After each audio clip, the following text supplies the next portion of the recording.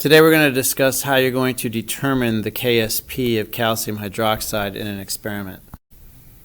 A soluble salt such as NaCl dissolves 100% because we know that with our solubility rules the group 1 element sodium is going to dissolve.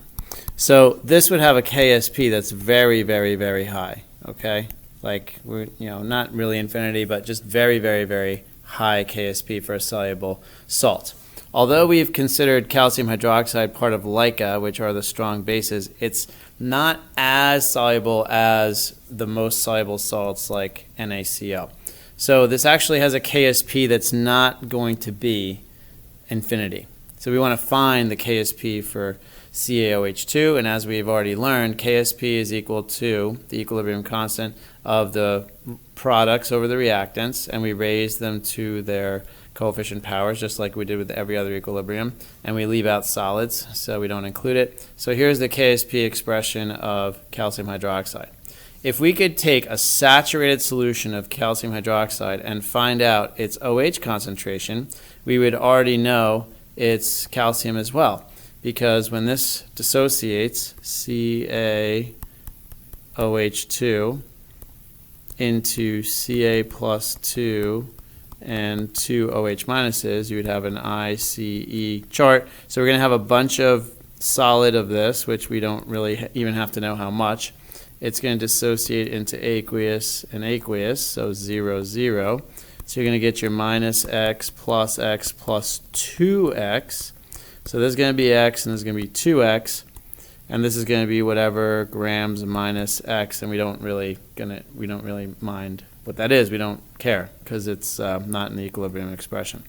So if you could figure out either one of these, you would know the other one.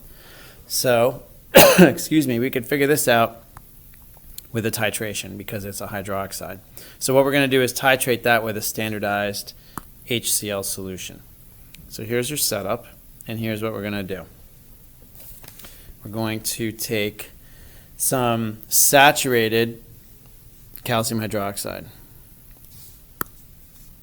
So calcium hydroxide is going to be saturated. A saturated solution, you're going to see very often a little bit of solid on the bottom, and that means you have as much dissolved in here as possible. If there's not anything on the bottom, you really can't be sure that it's saturated that easily. So you're going to go ahead and take about 20 milliliters of this saturated CaOH2. Now, because it's saturated and you're going to see some solid on the bottom, we're going to have to filter that. So in order to filter that, you're going to set up a funnel, and here's your funnel right here, and then you're going to have inside your funnel, you're going to put a piece of filter paper that you folded in half and in half again. So half and half again. You open up one of the little pockets and you put it into there. Well, it turns into that, and then you put it into the funnel. Okay, then you're going to filter out this 20 milliliters, all right, and you should end up with at least 15 milliliters of liquid over here. And then you're going to put some of that into this beaker, and it's going to be using a pipette. You're going to measure 15 milliliters of this using a pipette. All right, and that's going to be in there. That's the CaOH2.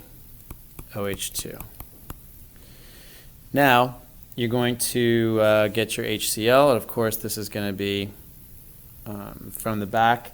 It's going to be a 0.05 molar.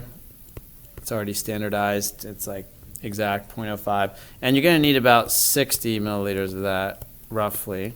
And then remember what you do here. You're going to rinse first, and then you're going to use maybe 5 to 10 milliliters, and then you're going to fill with you probably only need about 35 to 40 milliliters. If you go to the 50, it's not a big deal. Of the HCl, the 0.050 molar HCl. You want to have at least 35, that's for sure. Okay, and then you're going to go ahead and titrate this like we learned before. You should understand that if you're starting with the calcium hydroxide in the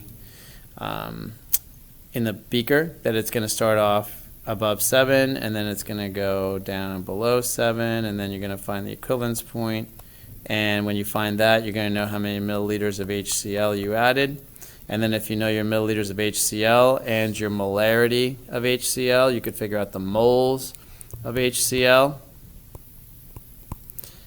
And if you know the moles of HCl, then you're going to know how many moles of hydroxide, and then from there you could go back to your little ice chart right here. And if you know your moles of this from the lab, then you can work backwards and figure out what is the concentration of the hydroxide, then what is the concentration of the calcium, and then you plug it into here and here, and eventually find your KSP of calcium hydroxide. This is how you fold a pH paper. You take it and fold it in half like this, then fold it in half again, and now you can open up one little section of it, and this will go right into your funnel, and then it'll catch all of the solid and allow the aqueous solution to go through.